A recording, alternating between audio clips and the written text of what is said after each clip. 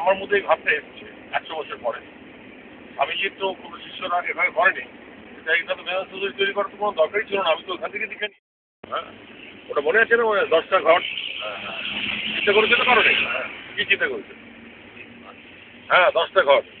তো যেমন সব সত্য না, চরম সত্যটা ওটা হচ্ছে প্রাতিভাসিক সত্য, দেখা যাচ্ছে।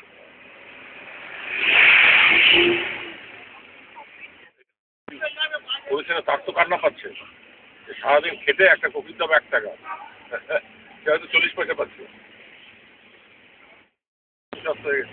এখন আর সবাই সবাই ওয়েট করে খুব সস্তা হলে কিনবো।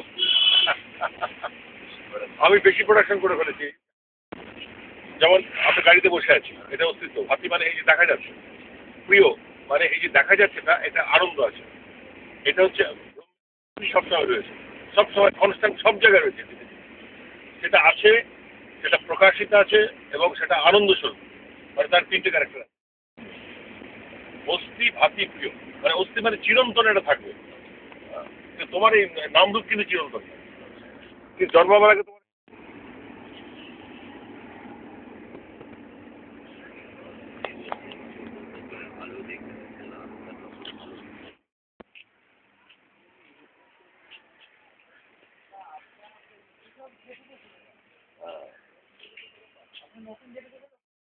জানা নেই, শোনা নেই,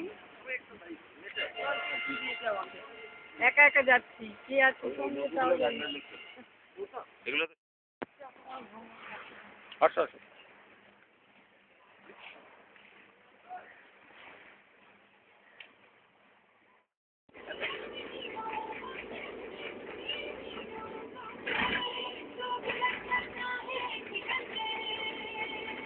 আচ্ছা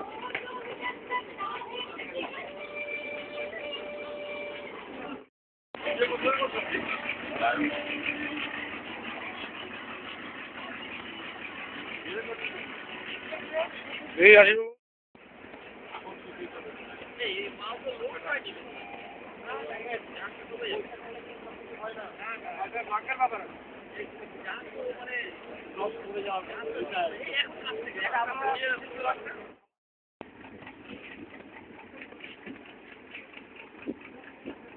কোথায় কোন দিকে নিচ্ছি?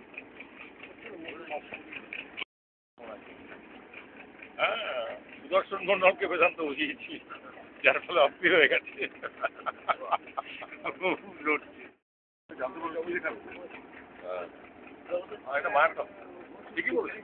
বাড়ি কোথায় জানেন? কাছাকাছি, হ্যাঁ হ্যাঁ। জানতে পারলে বুঝে খাবে। এটা মায়ের কথা ঠিকই বলেছে। বাড়ি কোথায় জানেন? কাছাকাছি, হ্যাঁ হ্যাঁ।